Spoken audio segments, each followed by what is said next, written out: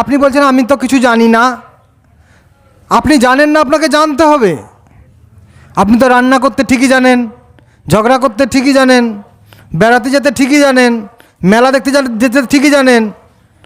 আপনি বলছেন আমি জানি না, আপনাকে জানতে হবে, না হলে উদ্ধার হবে না, না হলে উদ্ধার হবে না। দেখুন বলে দেওয়া আছে, অজ্ঞ গণ্ড যারা তাদের উদ্ধার হবে না। আপনি বলছেন জানি না, আপনাকে জানতে হবে, সেই বলছে। আর কি, যারা পরচর্চা পরনিন্দা করবেন তাদের উদ্ধার হবে না, নরক যেতে হবে। যারা অপরকে সন্দেহ করবেন তাদের নরকে যেতে হবে। আর কি লেখা আছে এখানে শাস্ত্রে, যে যারা গীতা গ্রন্থের উপর শ্রদ্ধা করবেন না, গীতা কিনে বাড়িতে রাখেননি কিংবা পড়েন না, তাদের কিনে বাড়িতেও রাখবেন এবং পড়বেন, যদি না করবেন তো আপনারকে নরকে যেতে হবে। যার বাড়িতে গীতা নেই সে বাড়িতে ভগবানও নেই বলে দেওয়া হয়েছে। প্রত্যেকে গীতা কিনে রাখবেন এবং পড়বেন, না হলে নরকে যেতে হবে। এই হলো গীতার মাহাত্ম্য। জৈদং পরমং গুহ্যম মদ্ভক্ত শ্রী বিধাস্যতি ভক্তিময়ী পরম কীর্তমময় বৈশ্বত্য সংশয়। কি বলা হলো? যিনি নিরাপরাধভাবে গীতা গ্রন্থ পাঠ করে অপরকে শোনান, কোনো টাকা পয়সা না নিয়ে, কোনো সম্পদ না নিয়ে, নিঃসন্দেহে ওনার উদ্ধার হয়ে যাবে, তাই বললেন। নিঃসন্দেহে ওনার উদ্ধার হয়ে যাবে। আর যারা টাকা পয়সা নিয়ে গীতা পাঠ করেন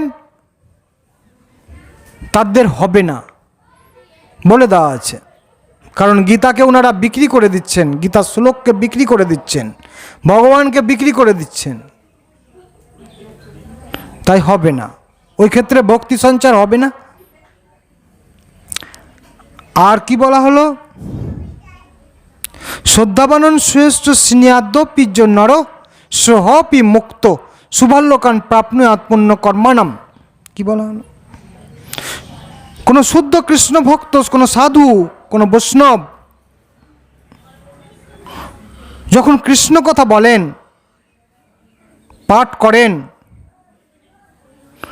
তখন যিনারা অন্য মন করে থাকেন তাদের উদ্ধার হবে না। কারণ ভগবানের কথা হচ্ছে, এটা হচ্ছে সর্বশ্রেষ্ঠ। ভগবান এটা গ্রহণ করছেন।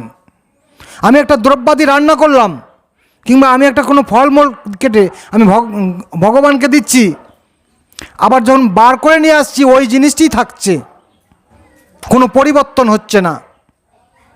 কিন্তু যখন আমি কোনো ভগবানের কথা শুদ্ধভাবে আলোচনা করব, সেটা ভগবান শ্রবণ করছেন। তাই এটা হচ্ছে সর্বশ্রেষ্ঠ প্রসাদ এবং এটা হচ্ছে সর্বশ্রেষ্ঠ ভগবানের কৃত্য, এর ঊর্ধ্বে কোনো জিনিস নেই। তাই এখানে কি বলা হলো? শ্রদ্ধাবানন শ্রেষ্ঠ স্নেহাদপি নর সহপি মুক্ত শুভাল্লোকান প্রাপ্নুয়াৎ পুণ্য কর্মাণম।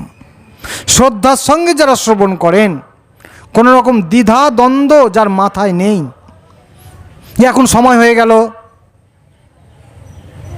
আমি এই তাড়াতাড়ি করছি, এটা হলো না, এরকম মাথার মধ্যে যদি ঘুরে, তাহলে ওটা দ্বিধা হয়ে গেল, দুরকম। তাই এখানে বলা হয়েছে দ্বিধা দ্বন্দ্ব ত্যাগ করে যারা সরলভাবে শ্রবণ করবেন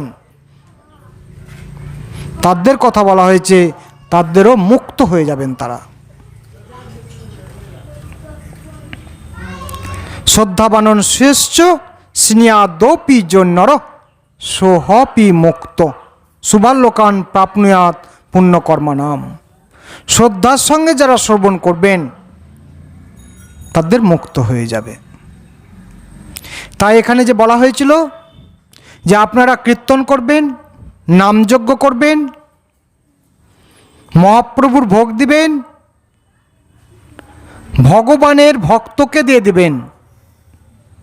জাতি ব্রাহ্মণকে দিয়ে যদি মহাপ্রভুর ভোগ দেন, আপনাদের সবই জলে পড়ে যাবে, মানে আপনার ভোগটা ভগবান গ্রহণ করবেন না। তাই যিনারা নামযজ্ঞ করবেন তার জন্যে রাস্তা রাস্তায় ঘুরছেন, বাড়িতে বাড়িতে চাঁদা তুলছেন, কতই না কষ্ট করছেন, কিন্তু আপনারা যে পুজোটা দিবেন সেটা জাতি ব্রাহ্মণকে দিয়ে দিবেন। এইটা আপনাদের অপরাধ। আপনারা গিয়ে বলবেন যে জাতি ব্রাহ্মণকে দিয়ে পুজো করা যাবে না, মহাপ্রভুর ভোগ দেওয়া যাবে না, এটা বলবেন। দিয়ে শুদ্ধ ভক্তকে দিয়ে, কোনো বৈষ্ণবকে দিয়ে মহাপ্রভুর ভোগ দেবেন। নামযজ্ঞ সবচাইতে বড়, এবং তার জন্য যে আপনারা চাইছেন গ্রামে গ্রামে, সবচাইতে বড় কাজ। কিন্তু আপনারা যে পুজোটা করবেন সেটা ভক্তকে দিয়ে করবেন, মানে বৈষ্ণবকে দিয়ে করবেন, ভগবানের শুদ্ধ ভক্তকে দিয়ে সেই পুজোটা করাবেন, তবেই আপনাদের সেটা কাজে লাগবে, নচেত নয়, সবই জলে পড়ে যাবে। হরিবল, হরে কৃষ্ণ। শুনলেন আপনারা? কথাগুলো শুনে আপনাদের যিনারা কর্মকর্তা ওনারাকে বলবেন যে এটা শাস্ত্রীয় বিধি এবং সেটাই মান্যতা দিতে হবে। হরিবল।